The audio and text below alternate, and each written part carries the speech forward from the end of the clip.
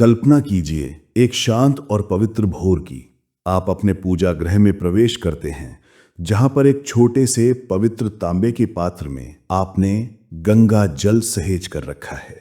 उसे देखते ही आपके मन में एक असीम शांति का अनुभव होता है। आपको लगता है कि आपके घर में साक्षात दिव्यता का वास है। ये गंगा जल ये केवल जल नहीं है, ये केवल H2O का एक अणु नहीं है, ये करोड़ों हिंदुओं की आस्था का जीवित प्रमाण है। ये हिमालय के हृदय से निकली करुणा की एक पिघली हुई धारा है।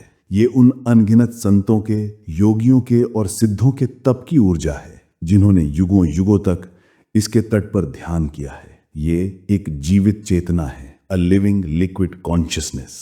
क्या आप जानते हैं कि आपके घर में रखा ये पवित्र जल, जो पुण्य और मुक्ति का प्रतीक माना जाता है, यदि उसका अनादर हो तो वो आपकी बर्बादी का कारण भी बन सकता है।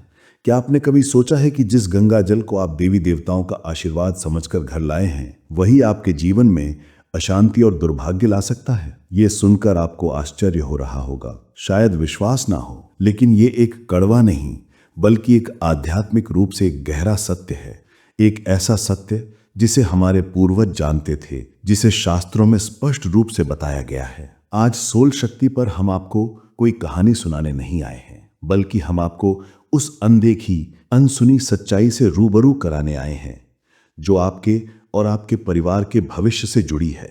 ये कोई साधारण पानी नहीं है, ये माँ गंगा का साक्षात स्वरूप है, और दिव्यता का अपमान, चाहे वो अनजाने में ही क्यों ना हो, अपने साथ एक कर्मफल लेकर आता है। परमहंस योगानंद जी ने हमें सिखाया कि ये संपूर्ण ब्रह्मांड ऊर्जा और चेतना का एक महासागर है। हर वस्तु, हर विचार का अपना एक स्पंदन है। गंगा जल वो उच्चतम, शुद्धतम, सात्विक स्पंदनों का शिखर है। आज हम जानेंगे कि कैसे अपनी चेतना को उस दिव्य स्पंदन के साथ संरेखित किया जाए और उन छोटी अनदेखी भूलों से बचा जाए, जो इस अमृत को भी निष्प्रभावी बना सकती हैं या इससे भी बदतर हमारे जीवन की सकारात्मक ऊर्जा के प्रवाह को अवरुद्ध कर सकती हैं। इस वीडियो को अंत तक देखिएगा, क्योंकि जो जानकारी आज आपको मिलने वाली है वो आपके जीवन में दिव्यता के साथ आपके संबंध को पूरी तरह से बदल सकती है। भाग 1, दिव्यता की स्थापना, द पावर ऑफ गंगा। जब हम गंगा जल कहते हैं तो हमारे मन में क्या आता है? पवित्रता, मुक्ति। ये वो जल है जिसने राजा सगर के 60,000 पुत्रों को, जो एक श्राप के कारण भस्म हो गए थे, मोक्ष प्रदान किया था। ये जल केवल शरीर को नहीं, ये आत्मा के कर्मों को धोता है। ये वो जल है जिसके स्पर्श मात्र से पापों के भारी फल हल्के हो जाते हैं। जब कोई व्यक्ति अपने जीवन की अंतिम सांसें गिन रहा होता है, तो उसके मुख में गंगा जल की कुछ बूंदें डाली जाती हैं, ताकि उसकी चेतना इस स्थूल संसार के भ्रम और पीड़ा से मुक्त होकर उस दिव्यता में विलीन हो सके जहां से वो आई है। ये आत्मा को शांति और मोक्ष का मार्ग दिखाता है। जब घर में कोई शिशु जन्म लेता है, तो उसे स्नान कराने वाले जल में कुछ बूंदें गंगा जल की मिलाई जाती हैं, ताकि उस नई आत्मा पर कोई बुरी, नकारात्मक दृष्टि ना पड़े और उसका जीवन दिव्यता के संरक्षण में आरंभ हो। घर में गंगा जल रखना मानो अपने घर में एक छोटे से तीर्थ की स्थापना करना है। ये सकारात्मक ऊर्जा का एक असीम शक्तिशाली स्रोत है। वास्तुशास्त्र के अनुसार भी घर की उत्तर पूर्व दिशा, जिसे ईशान कोण कहा जाता है, वो देवताओं की दिशा है, और वहां गंगा जल रखने से घर में सुख, शांति और समृद्धि का वास होता है। जिस घर में पूरी श्रद्धा और नियमों के साथ गंगा जल रखा जाता है, वहां नकारात्मक शक्तियों का वास नहीं हो सकता। भूत प्रेत, बुरी आत्माएं और अन्य तामसिक ऊर्जाएं उस घर की सीमा में भी प्रवेश करने का साहस नहीं कर पाती। ये जल एक अदृश्य आध्यात्मिक कवच की भांति आपके परिवार की रक्षा करता है। लेकिन सिक्के का हमेशा एक दूसरा पहलू भी होता है। शक्ति, चाहे वो भौतिक हो या आध्यात्मिक, हमेशा दो धारी तलवार होती है। अग्नि भोजन पकाती है, जीवन देती है, लेकिन वही अग्नि यदि अनियंत्रित हो, यदि उसका अनादर किया जाए, तो पूरे घर को जलाकर राख भी कर सकती है। ठीक उसी प्रकार गंगा जल की यह दिव्य शक्ति, ये पवित्र चेतना तभी फलदायी होती है जब आप उसका सम्मान करते हैं, जब आप उसे दिव्यता का ही एक स्वरूप मानकर उसे रखने के नियमों का पालन करते हैं। यदि आप इन नियमों की अवहेलना करते हैं, तो आप अनजाने में ही माँ गंगा का, उस दिव्य चेतना का अपमान करते हैं। और इसका परिणाम ये कोई पौराणिक श्राप नहीं है, ये ऊर्जा का एक सरल किंतु बहुत गहरा नियम है। यह लॉ ऑफ कर्मा। भाग 2, आध्यात्मिक भूलें, द ग्रेव मिसअलाइनमेंट्स। अब जो मैं आपको बताने जा रहा हूं उसे बहुत ध्यान से सुनिएगा। ये वे भूलें हैं जो अक्सर लोग अनजाने में सुविधा के नाम पर या बस अज्ञानतावश कर बैठते हैं और फिर उनके जीवन में उथल पुथल मच जाती है। उन्हें समझ ही नहीं आता कि उनके साथ ऐसा क्यों हो रहा है। वे ज्योतिषियों के पास जाते हैं, पंडितों से उपाय पूछते हैं, लेकिन समस्या की जड़ उनके अपने ही घर में, उनके अपने पूजा घर में छिपी होती है। पहली और सबसे बड़ी भूल, पात्र, द वेसल। आजकल बाजार में प्लास्टिक की सुंदर सुंदर बोतलें और डिब्बे मिलते हैं। लोग सुविधा के लिए गंगा जल को प्लास्टिक के पात्रों में भर के ले आते हैं और उसी में उसे रखे रहते हैं। यह एक बहुत बड़ा अपशकुन है। यह आध्यात्मिक विज्ञान का अनादर है। आध्यात्मिक दृष्टि से प्लास्टिक एक मृत, डेड पदार्थ है। यह कई अप्राकृतिक रासायनिक प्रक्रियाओं से गुजरकर बनता है। इसे पूजा पाठ के कार्यों में पूरी तरह से वर्जित माना गया है। जब आप गंगा जैसी जीवित नदी के पवित्रतम जल को एक अशुद्ध और मृत पात्र में रखते हैं तो आप सीधे सीधे उनकी दिव्यता का अपमान करते हैं। गंगा जल की वो उच्च स्तरीय सकारात्मक ऊर्जा प्लास्टिक के संपर्क में आकर धीरे धीरे नष्ट होने लगती है। वो उस मृत पात्र में घुटने लगती है। वैज्ञानिक दृष्टि से भी प्लास्टिक में लंबे समय तक पानी रखने से उसमें हानिकारक रसायन घुलने लगते हैं जो स्वास्थ्य के लिए घातक हैं। तो सोचिए, जो वस्तु आपके भौतिक शरीर के लिए इतनी हानिकारक है वो आपकी आध्यात्मिक ऊर्जा के लिए कितनी घातक होगी। गंगा जल को रखने के लिए सबसे उत्तम पात्र है तांबा। तांबे को एक अत्यंत पवित्र और ऊर्जावान लिविंग मेटल माना गया है। ये ऊर्जा का सुचालक है। जब गंगा जल को तांबे के पात्र में रखा जाता है तो उसकी पवित्रता और सकारात्मक ऊर्जा कई गुना बढ़ जाती है। तांबे के पात्र में रखा गंगा जल वर्षों तक खराब नहीं होता क्योंकि तांबा स्वयं ही शुद्धिकारक है। यदि तांबा नहीं है तो आप चांदी के पात्र का उपयोग कर सकते हैं। चांदी को शीतलता और पवित्रता का प्रतीक माना गया है। लेकिन भूल कर भी कभी प्लास्टिक, लोहे या एल्यूमिनियम के पात्र में गंगा जल न रखें। यह आपके घर की सकारात्मक ऊर्जा को सोख लेगा और दुर्भाग्य को निमंत्रण देगा। यह दिव्यता के प्रवाह में आपकी ओर से खड़ी की गई पहली और सबसे बड़ी बाधा है। दूसरी भूल, स्थान, द सीक्रेट प्लेसमेंट। जैसा कि मैंने पहले कहा, गंगा जल को घर के सबसे पवित्र स्थान, पूजा स्थान पर या ईशान कोण में रखना चाहिए। लेकिन कई लोग इसे कहीं भी रख देते हैं, किचन में, सिंक के पास, स्टोर रूम में या किसी अंधेरे कोने में। यह एक प्रकार का घोर अपमान है। गंगा जल कोई सामान्य वस्तु नहीं है जिसे आप कहीं भी फेंक दें। उसे घर के सबसे पवित्र स्थान पर पूरे सम्मान के साथ स्थापित किया जाना चाहिए। उस स्थान पर नियमित रूप से साफ सफाई होनी चाहिए। सोचिए, आप किसी बहुत ही आदरणीय जीवित गुरु को या किसी महान संत को अपने घर बुलाते हैं, तो क्या आप उन्हें अपने घर के किसी गंदे कोने में या स्टोर रूम में बैठाएंगे? नहीं, आप उन्हें सबसे अच्छे कमरे में, सबसे स्वच्छ और आरामदायक आसन पर बैठाएंगे, उनकी आवक भगत करेंगे। तो फिर माँ गंगा के साथ जो साक्षात दिव्यता है, उनके साथ ऐसा अनादर क्यों? जब आप उन्हें एक अपवित्र या अस्वच्छ स्थान पर रखते हैं तो आप उनकी कृपा से वंचित हो जाते हैं। उस घर में धीरे धीरे दरिद्रता का वास होने लगता है। पति पत्नी के बीच झगड़े, बच्चों का पढ़ाई में मन न लगना, व्यापार में घाटा, ये सब उसी अनादर का कार्मिक फल हो सकता है।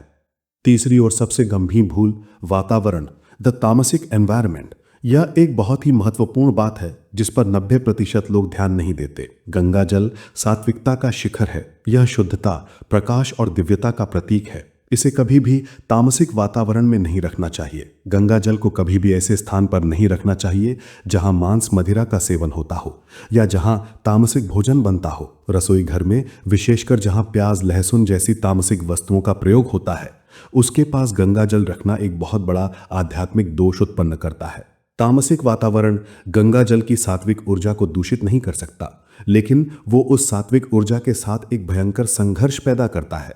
कल्पना कीजिए उस घर की जहां एक ओर पूजा घर में गंगा जल रखा है और दूसरी ओर उसी घर के सदस्य मदिरापान और मांसाहार कर रहे हैं। ये वैसा ही है जैसे आप एक ही पात्र में अमृत और विष को मिला दें। इसका परिणाम केवल विनाश ही हो सकता है। जिस घर में गंगा जल के समीप ऐसी अशुद्ध तामसिक गतिविधियां होती हैं, वहां के लोगों की बुद्धि भ्रष्ट होने लगती है।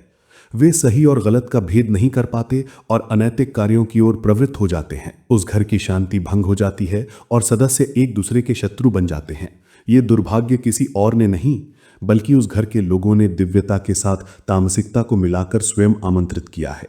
यदि आपके घर में इन चीजों का सेवन होता है तो गंगा जल को ऐसे स्थान पर रखें जो इन सब से बिल्कुल दूर हो और जहां का वातावरण 24 घंटे शुद्ध और सात्विक हो। कुछ और महत्वपूर्ण नियम। गंगा जल के पात्र को कभी भी गंदे या अशुद्ध हाथों से स्पर्श ना करें। स्नान करने के बाद स्वच्छ वस्त्र धारण करके ही गंगा जल को छूना चाहिए। गंगा जल को कभी भी अंधेरे में नहीं रखना चाहिए। जिस प्रकार हम अपने देवी देवताओं को अंधेरे में नहीं रखते, उसी प्रकार गंगा जल को भी ऐसे स्थान पर रखना चाहिए जहां थोड़ी रोशनी आती हो। यदि प्राकृतिक प्रकाश नहीं है तो वहां एक छोटा सा दीपक या शुद्ध घी का दिया अवश्य जलाकर रखें।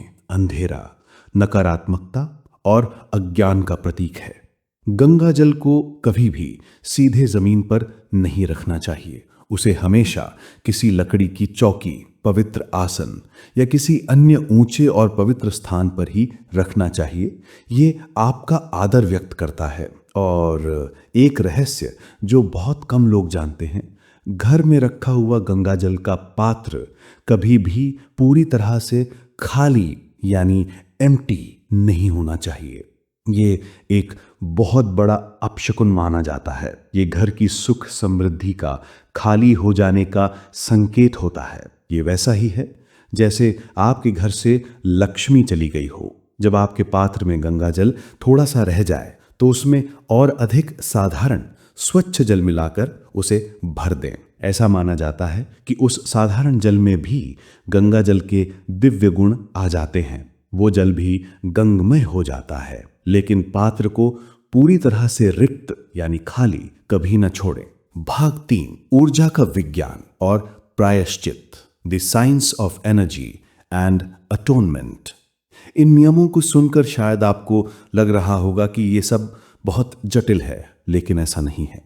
ये सब हमारी श्रद्धा और सम्मान को व्यक्त करने का एक तरीका है। जब हम किसी से सच्चा प्रेम करते हैं तो हम उसकी हर छोटी बड़ी पसंद नापसंद का ध्यान रखते हैं। तो फिर माँ गंगा, जो हमें जीवन और मोक्ष दोनों प्रदान करती हैं, उनके प्रति हम इतनी लापरवाही कैसे कर सकते हैं? ये केवल अंधविश्वास नहीं है, इसके पीछे ऊर्जा का गहरा आध्यात्मिक विज्ञान छिपा है। गंगा जल में वातावरण की ऊर्जा को ग्रहण करने और उसे परिवर्तित करने की असाधारण क्षमता है। जब आप उसे पवित्रता और सम्मान के साथ रखते हैं, तांबे के पात्र में पवित्र स्थान पर, तो वो आपके घर की सारी नकारात्मक ऊर्जा को सोख कर उसे सकारात्मक दिव्य ऊर्जा में बदल देता है। लेकिन जब आप उसका अनादर करते हैं, प्लास्टिक में रखकर तामसिक वातावरण में, तो वही जल आपके घर की सकारात्मक ऊर्जा को भी नष्ट करने लगता है। सोचिए, एक परिवार था जो बहुत खुशहाल था। वो हर साल गंगा स्नान के लिए जाते और वहां से एक सुंदर सी प्लास्टिक की बोतल में गंगा जल लेकर आते। धीरे धीरे उनके जीवन में बदलाव आने लगा। पति पत्नी के बीच छोटी छोटी बातों पर झगड़े होने लगे। बच्चों का व्यवहार चिड़चिड़ा हो गया। व्यापार में अचानक से घाटा लगने लगा। एक दिन उनके घर एक सिद्ध संत आए। उन्होंने जब घर का निरीक्षण किया तो उनकी दृष्टि पूजा घर में रखी हुई उस प्लास्टिक की बोतल पर पड़ी। उन्होंने उस परिवार को समझाया कि उनकी सारी समस्याओं की जड़ वही बोतल है। उन्होंने बताया कि कैसे वो अनजाने में ही सुविधा के नाम पर माँ गंगा का अपमान कर रहे हैं। उस परिवार ने तुरंत उस प्लास्टिक की बोतल को हटाकर एक तांबे के लोटे में गंगाजल को स्थापित किया और पूरी श्रद्धा से ऊपर बताए गए सभी नियमों के साथ उनकी पूजा करने लगे। कुछ ही समय में उनके घर का वातावरण फिर से पहले जैसा होने लगा। झगड़े खत्म हो गए, व्यापार में फिर से मुनाफा होने लगा और घर में सुख शांति लौट आई। ये कोई काल्पनिक कहानी नहीं है, ये उन अनगिनत लोगों के अनुभवों का सार है जिन्होंने इन नियमों की अवहेलना की और उसके दुष्परिणाम भोगे। गंगा जल एक तलवार की तरह है। यदि आप उसे सही तरह से चलाना जानते हैं तो वो आपकी रक्षा करेगा, लेकिन यदि आप अज्ञानी हैं तो आप उसी तलवार से खुद को घायल भी कर सकते हैं। तो अब प्रश्न ये उठता है कि यदि आपने अनजाने में ये गलतियां की हैं तो उसका प्रायश्चित यानी अटोनमेंट कैसे किया जाए? घबराइए नहीं, हमारी संस्कृति में हर समस्या का समाधान है। यदि आपने गंगा जल को प्लास्टिक या किसी अन्य अशुद्ध पात्र में रखा है तो सबसे पहले उस जल को किसी पौधे में डाल दें। विशेषकर तुलसी के पौधे में। उस अशुद्ध पात्र को घर से बाहर फेंक दें। फिर एक नया तांबे या चांदी का पात्र लाएं, उसे अच्छी तरह से स्वच्छ करें। यदि संभव हो तो पुनः जाकर गंगाजल ले आएं या किसी ऐसे व्यक्ति से मांग लें जिसके पास शुद्ध गंगाजल हो। उस नए शुद्ध पात्र में गंगाजल को स्थापित करें और अब माँ गंगा से अपनी अनजाने में हुई भूल के लिए हृदय से क्षमा याचना करें। आंखें बंद करें और माँ गंगा का ध्यान करते हुए इस मंत्र का 108 बार जाप करें। ओम नमो गंगायै विश्वरूपिण्यै नारायणै नमो नमः। इसके बाद ऊपर बताए गए सभी नियमों का पूरी श्रद्धा के साथ पालन करने का संकल्प लें। माँ गंगा करुणा का सागर हैं। वो आपकी सच्ची प्रार्थना अवश्य स्वीकार करेंगी और आपको क्षमा कर देंगी। भाग 4, अंतर्गंगा। याद रखिए, आपके घर में रखा गंगाजल केवल एक जल नहीं बल्कि एक जीवंत शक्ति है। वो आपकी हर भावना, हर क्रिया को महसूस करती है। जब आप श्रद्धा और प्रेम से उसे देखते हैं तो उसकी शक्ति बढ़ती है।